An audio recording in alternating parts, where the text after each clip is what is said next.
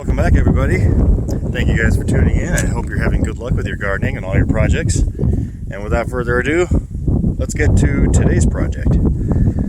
So, we're behind the aquaponics system here. And over there, the solar panels used to sit on the ground. And then we had our inverter, batteries, and charge controllers in a box located right here. And now it's over here. Let me get in the front so you can see it better. So we got our box there, and if you're wondering why it looks like crap, it's because I made it out of scraps. We're on a tight budget, and I'm just using what's laying around, so that's why it looks like that. And then here's the solar array, and yeah, it's wiggling right now because the base isn't packed down all the way, so once we get a good rainstorm, it will sturdy that sucker right up. And if you notice from before, I added a bunch of gussets, so I added these guys to strengthen it, even though it's probably not necessary, but I did it anyways. Like I mentioned in the last video, I wanted to future-proof this, so we've got on the back side here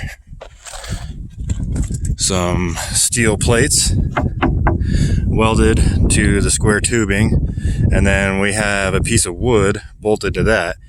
Now, the reason I chose wood instead of metal is because I may upgrade this whole thing with larger solar panels in the future, and if I put a steel plate on there, it would just make it harder to work with. So bolting a piece of wood is a lot easier to replace than a giant piece of steel, or cutting off a smaller piece and putting on a bigger one. So if I were to put a steel plate on there that's the correct size for this panel and I upgrade it down the road for a bigger panel, I would have to do something with that plate. Plus it adds more weight too, so I wanted to minimize the weight on it. And we used a compass to get this to true north and true south, so it is pointing directly south.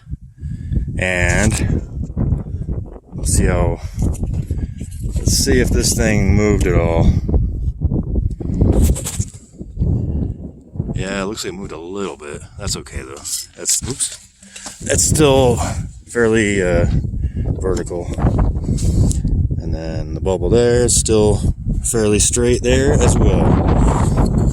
And it's a perfect day for this because we're getting a big windstorm right now, so we can watch how this thing wiggles and moves. And while it wiggles and moves, the base will settle even more.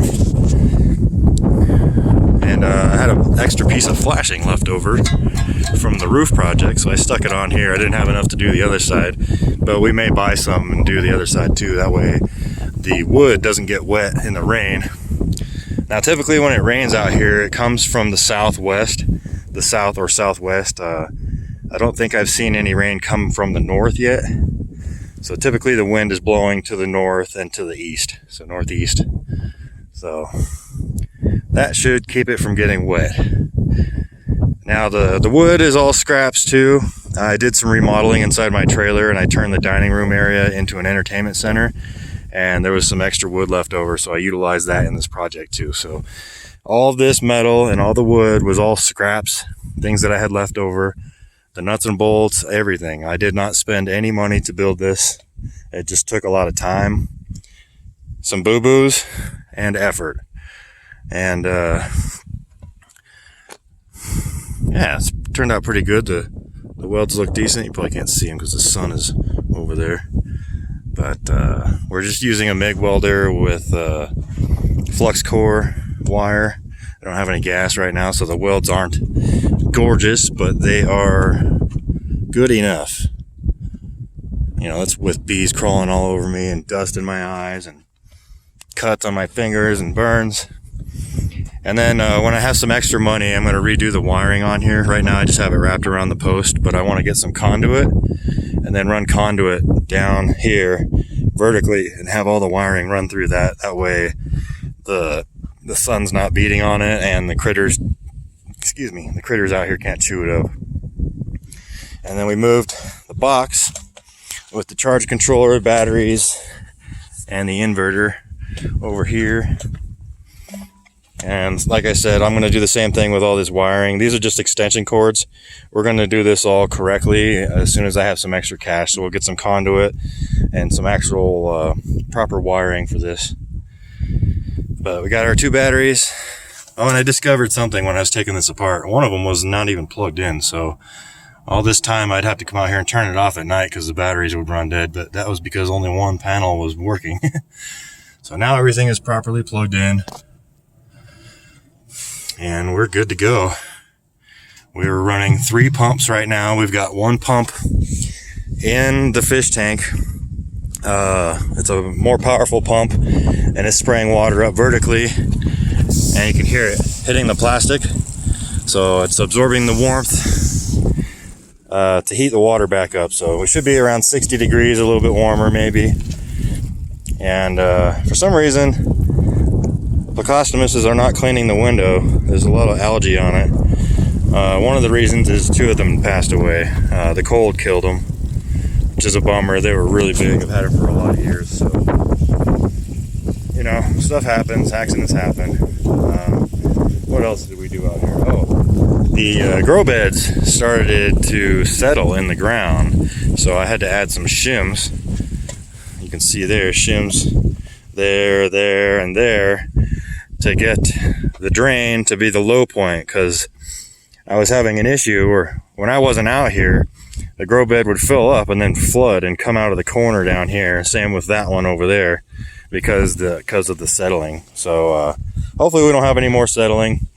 The dirt is mixed with rocks and clay, and I'm assuming when it got really wet from the rain and stuff, it settled. So we've got it shimmed up and back to a point where the drain is the lowest point. And looks like we have carrots. Yes, we have carrots growing. I just saw one. Yeah, right there. Right there, there's a carrot growing. There's another one right there. I sprinkled carrots all over in here. There's another one there. And the carrots survived the freeze. This whole bed froze solid. All the rocks were frozen together. And the carrot seeds survived. The corn did not. The corn and the beans passed away. They died. So we planted more corn and more beans in here. And our asparagus survived the frost too. All of the adult stuff had died and fallen off, but we got brand new shoots coming out all over. There's a purple one there. This green one, it popped out a couple days ago. There's another purple one right here. There's 1, 2, 3, 4, 5, 6. There's another one. So they're popping up all over in there. So I've had this asparagus plant for many years, so I'm pretty stoked to see that it's still alive and the roots have continued to grow. And since we pulled off all the dead stuff, now there's room and light to get through for the new shoots to pop out. So they're popping out all over. There's another one here. So that's pretty cool. So we may have some asparagus soon. I know it takes a few years to get those to mature, but so far so good. And we messed around. We got some of the fill lines going. I'm still tinkering around with this stuff over here. I kind of made a mess. I'm gonna have to dig all this back out with the tractor again because I don't want the fill line from the big tank going through that 4-inch pipe because I need all that space for the drain and fill lines for the grow beds once those are built over here. So we're gonna do 2-inch separately underground into the sump tank over here, and then we'll go from there. We've got a bunch of other grow beds we can utilize too, so we may take some of this one here and that one over there and build something so I can use what I have out here and not spend any more money on anything because we're on a super tight budget. So as soon as I get some extra cash, hopefully soon, we'll be able to do the conduit and finish up the electricity for the aquaponics and the solar panels, and you know, just kind of do it up right and help protect it from the animals and the elements. So yeah, that's it for today, you guys. So if you have any questions or comments, pop those in down below. And as always, keep building and try to be good to each other. Some of us aren't here for very long, and a little bit of kindness will go a long way. I apologize for the wind. It is very windy right now. So God bless all of you, and peace.